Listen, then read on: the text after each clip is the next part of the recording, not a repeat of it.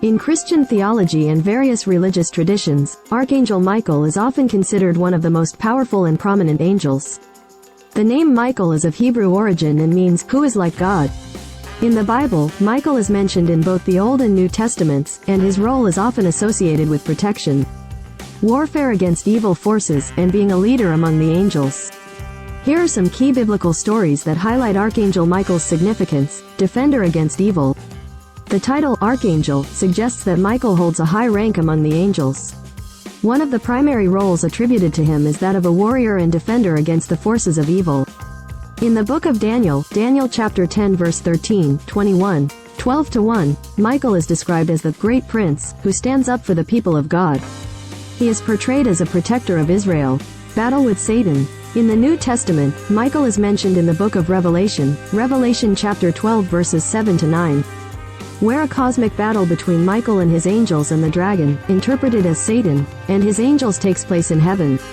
Michael and his angels prevail, casting out Satan and his followers from heaven to the earth. Body of Moses. In the book of Jude, Jude chapter 1 verse 9, there is a reference to Michael disputing with the devil over the body of Moses. The exact nature of this dispute is not elaborated in the text, but it emphasizes Michael's authority and power even in the face of spiritual adversaries. Leader of heavenly armies. Michael is often portrayed as the leader of the heavenly armies. This imagery is particularly evident in artistic representations and religious traditions that depict Michael with a sword, ready for battle. It's important to note that interpretations of these biblical passages can vary among different Christian denominations and theological traditions. While some view these accounts as symbolic or metaphorical, others interpret them more literally. Archangel Michael is venerated in various Christian traditions, including the Eastern Orthodox Church, the Catholic Church, and some Protestant denominations, each with its own emphasis and interpretation of Michael's role. The idea of Archangel Michael being the strongest angel is often based on interpretations of certain biblical passages and traditions within Christianity. The title, Archangel, itself implies a high rank among angels, and Michael is often associated with strength, protection, and victory over evil forces. However, it's important to note that the concept of strength in this context is largely symbolic and spiritual rather than physical. Here are a few reasons why Archangel Michael is often considered powerful. Leader of heavenly armies. Michael is often depicted as the leader of the heavenly armies in various religious traditions.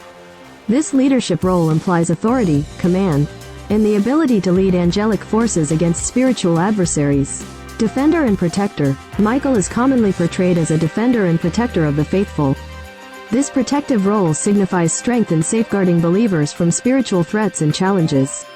Victorious in battle. The biblical imagery of Michael engaging in battles against evil forces, as described in the book of Revelation, reinforces the idea of his strength and triumph over spiritual enemies. Symbolic significance. The name Michael itself, meaning, "who is like God," reflects a rhetorical question affirming the uniqueness and supremacy of God. The name implies a connection to divine strength and attributes. The signs in the natural world, as mentioned in the Bible, are often associated with the prophecies foretelling the second coming of Jesus Christ. These signs encompass various natural phenomena and disturbances, including earthquakes, famines, pestilences, and celestial events. These occurrences are depicted as precursors or warnings signaling the approach of the end times and the imminent return of Christ. While there isn't a specific Bible story that encapsulates all these signs, several passages in the Bible discuss these natural disturbances and their implications for the future. Earthquakes. Matthew chapter 24 verse 7, New Testament, "For nation will rise against nation, and kingdom against kingdom, and there will be famines and earthquakes in various places." Famine. Revelation chapter 6 verses 5-6, New Testament. "When the Lamb opened the third seal, I heard the third living creature say, 'Come.' I looked, and there before me was a black horse. Its rider was holding a pair of scales in his hand. Then I heard what sounded like a voice among the four living creatures, saying, 2 pounds of wheat for a day's wages, and 6 pounds of barley for a day's wages.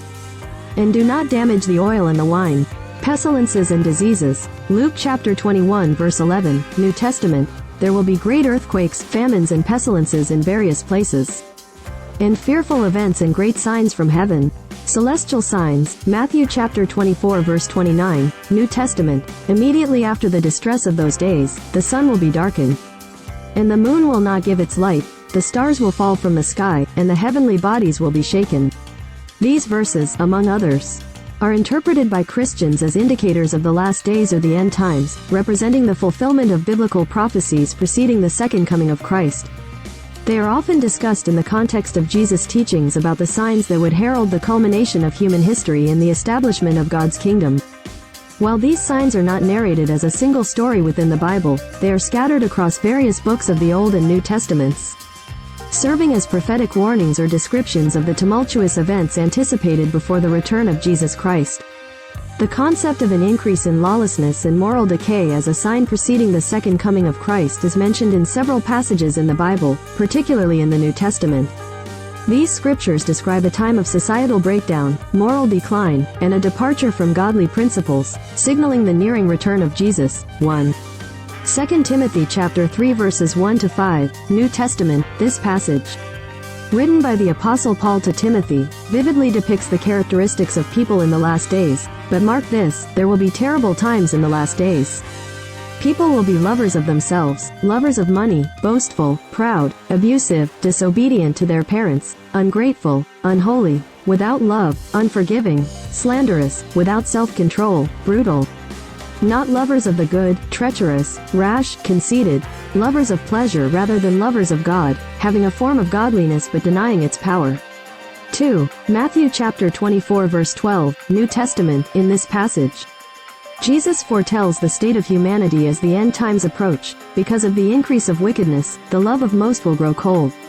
Furthermore, just as they did not think it worthwhile to retain the knowledge of God, so God gave them over to a depraved mind, so that they do what Please subscribe my YouTube channel. I hope you like this video. Thank you.